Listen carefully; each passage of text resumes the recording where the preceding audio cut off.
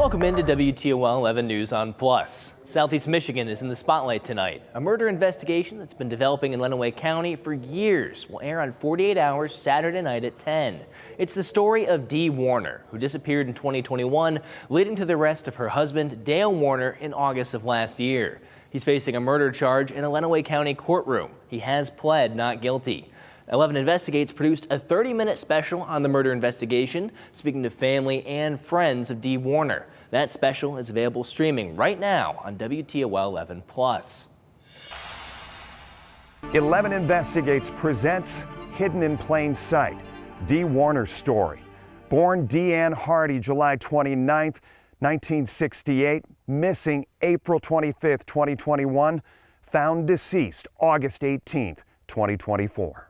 Dee lived here on Munger Road in Lenawee County with her husband Dale and their young child Angelina, just 4 miles from the spot that would eventually become her tomb.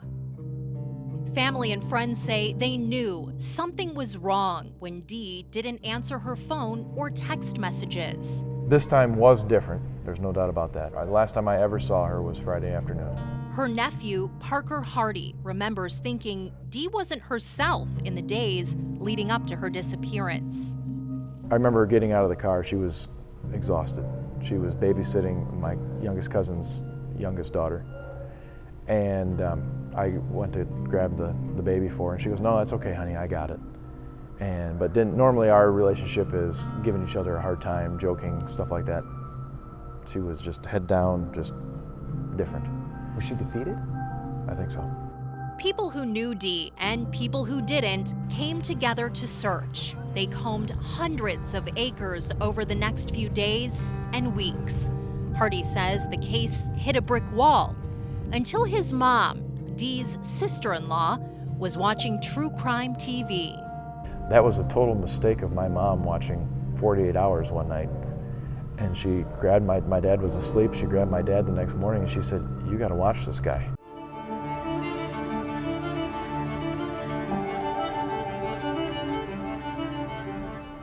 Again, we have our full Dee Warner Hidden in Plain Sight special available on WTOL 11 Plus right now. You can download the app for free right onto your smart TV. We have the latest on a fatal crash out of Hancock County. It involved 3 vehicles on the 75 ramp in Findlay. According to police, a driver was speeding on an exit ramp when they lost control of their vehicle and crashed into 2 cars at the red light. The driver of the vehicle had serious injuries. The driver of a second vehicle had minor injuries, and the third driver died at the scene. Officials say the crash is under investigation. 6 people are feared dead after a small plane crashed in a Philadelphia neighborhood late last night. Officials say the plane crashed shortly after takeoff. As CBS reports, this happened on the heels of investigators getting their first look at the black boxes recovered from Wednesday's fatal mid-air collision between a U.S. military helicopter and a commercial passenger plane in Washington. This is the moment a small medical jet crashed into a Philadelphia neighborhood, setting several homes ablaze. 6 people were on board the Learjet 55 aircraft that had just departed from northeast Philadelphia, bound for Springfield, Missouri. When you're hearing that, everybody's just looking at the windows and scared, and it just comes down, and you just like, all you hear is like, and then it's just like everybody's just panicking, everything is just going on, like, you know, everybody like, oh my God, like, yo, like, did the plane just hit, this just hit. This was the aftermath on the ground in the heavily populated neighborhood where the crash happened. We know that there will be loss in this region, and we want to offer our thoughts and our serious prayers for those who are grieving at this moment. The small aircraft was being operated by Jet Rescue Air Ambulance. In a statement, the company said there were 4 crew members and 2 passengers, a pediatric patient and her mother on board, all Mexican nationals. Back in November of 2023, the same company had another crash in the Mexican state of Morelos. 5 people died in that incident. NTSB investigators are on scene in Pennsylvania. It comes as they're already dealing with the ongoing probe into the cause of Wednesday's mid-air collision between an Army Black Hawk helicopter and an American Airlines flight, which killed 67 people, including 28-year-old Ryan O'Hara, the crew chief aboard the Army Black Hawk. Gary O'Hara is his father. Seeing two Army officers at my front door, it's heartbreaking. The black boxes from both aircrafts in that incident have been recovered. Cristian Benavides, CBS News. Turning to lighter fare, Wood County Fairgrounds is being taken over by cats this weekend. The Cat Fanciers Association is in Bowling Green, offering people a chance to show off their cats for ribbons and titles. The purpose of the cat shows is not just to win titles, but also to promote cat health. Many competitors have traveled across the U.S. to be here, and some have been competing for years. We all have our own specific breed that we just fall in love with, and that's how it starts. And sometimes we also have those beautiful household pets that are just too good to stay at home. You'll have another chance to visit these kitties tomorrow at the Wood County Fairgrounds at the Junior Fair Building from 9 a.m. to 4 p.m. Black History Month kicks off in Toledo with a celebration amongst a group of college students. The sorority Alpha Kappa Alpha held its 117th Founders Day celebration, titled Black Girls Rock and Exemplary Service. The honorees and sorority both try to demonstrate those same principles and believe in service to all mankind. Because of the rich history that we've had because of our founders, we want to celebrate women who are on the ground working in our community, making sure that our communities are safe, making sure that our children are educated, and so we want to just celebrate those women and the work that they do. 8 awards were presented today, and the organizations have raised several $100,000 for scholarship money over the 4 decades. The 3rd annual Michigan Oddities and Horror Fest kicked off today in Monroe, featuring over 170 spooky vendors. The Creepy Festival is a 2-day event and will continue at the Monroe County Fairgrounds tomorrow from 10 a.m. to 6 p.m. Photojournalist Cheyenne Castura shows us some of what can be expected.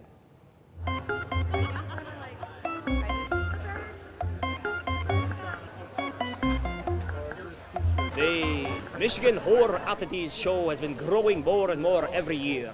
This year, parking lot totally full, lots of more groovy, cool, creepy vendors. We put a lot into it, but really it's a lot of the vendors that show up that make it worth what it is. You know, we got some of the craziest, wildest vendors here. You know, we got original artwork, human bones, witchcraft items, wet specimens. You know, pretty much anything that deals with the death or macabre, and is super cool we have here. In my opinion, way better than a normal craft show because you get a lot more true art rather than just, you know, people throwing some things together. Well, I am an actor and I've been in a bunch of movies. I was even in Highway to Heaven, The X-Files. I'm here to meet the fans and to maybe go by one of the vendors because they have all kinds of very cool, scary things and funny things. You 110% will never step foot into a building like this with this many vendors, this group, this collection of vendors. You know, there's other festivals that are similar, but I truly believe that we have collected some of the most unique vendors around and put them all underneath one roof. It's nice to have everybody come out while it's so cold. You know, it's something to do, it's something to get out and, you know, see something creative. I'm noticing more excitement for sure. I'm noticing that people are excited to kind of be more involved, you know, like you said, the dressing up. To be able to bring this to my hometown and to see my hometown show up for it and other hometowns show up for it, it just makes it that much more sentimental to me that we can do it here. Just recommend that people come out and see the place because no matter where you look or what aisle you step in here, you're going to turn your head and see something that amazes you. Well, it's one of the most entertaining things you'll find around Michigan. Whether you're into the spooky and the macabre or just interested in unique art. Don't be afraid. We're not scary. People sometimes think oddities and horror and they're like, scary, scary. No. If you're thinking about doing it, do it because there's always something to see. If you think you've seen it all, you haven't. They can say they're not scary, but they had a real alligator there. That's not very safe. Anyway, want to see more breakdowns of viral trends and 60-second stories? Check out our WTOL 11 social media pages on YouTube, TikTok, and Facebook.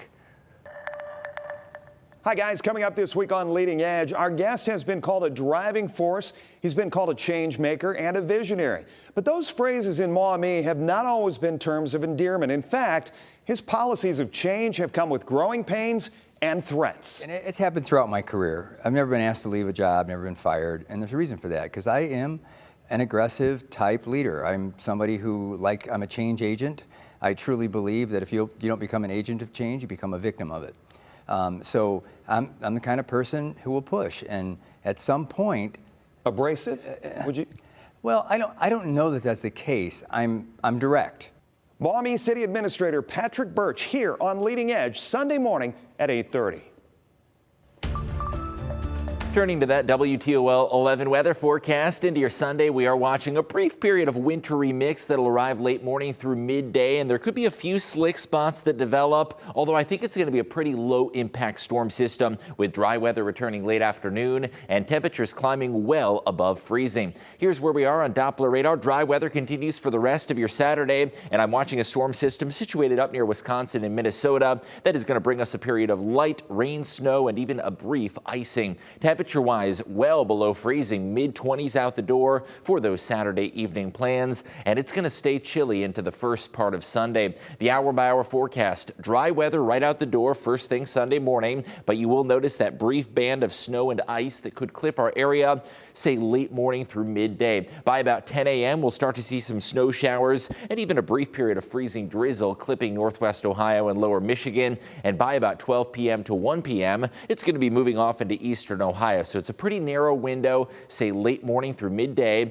that we could see a light wintry mix and a brief icing. Now let's talk temperatures, because it is going to be well below freezing when you wake up Sunday morning. When those rain and snow showers are arriving, we're going to be right around that freezing mark. You'll notice temps hovering about 32 in Toledo, 36 down towards Hancock and Putnam counties. Now by the time that system departs, we're actually going to get a little bit warmer late in the day. Monday, though, is going to be the mildest day of the 10-day forecast, and south of Toledo, it could be in the mid-50s, but there is going to be quite the temperature swing from south to north in the metro, likely in the upper 40s and possibly barely hitting 40 degrees in lower Michigan. Overall, Sunday's storm system is going to be pretty low impact, a light wintry mix from late morning through midday. There could be a few slippery spots that do develop, so use caution, especially on those bridges and overpasses. I'm not expecting any major travel delays, although giving yourself an extra minute or two certainly doesn't hurt. It'll be warming up to the 40s by the afternoon and warming up even more on Monday, but that warm up is going to be very short-lived.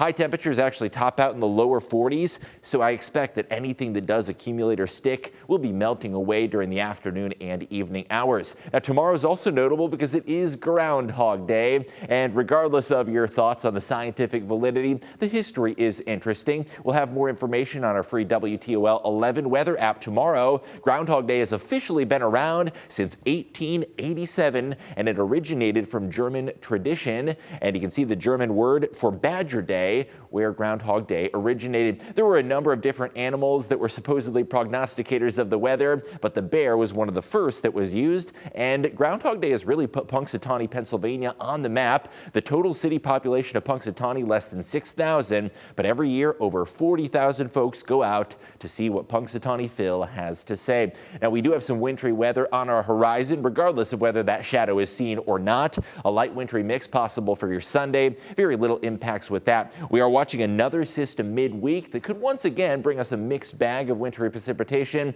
and then a week from now, next Saturday into next Sunday, yet another storm system. Let's time out that midweek system that's going to be coming in late Wednesday. I do expect a dry start to the day Wednesday. However, by Wednesday evening, there is going to be the chance that we do see another pocket of wintry mix, and that is shown by the pink color on the weather map. So we'll keep a very close eye on that, although it is likely to transition to all rain Wednesday night. You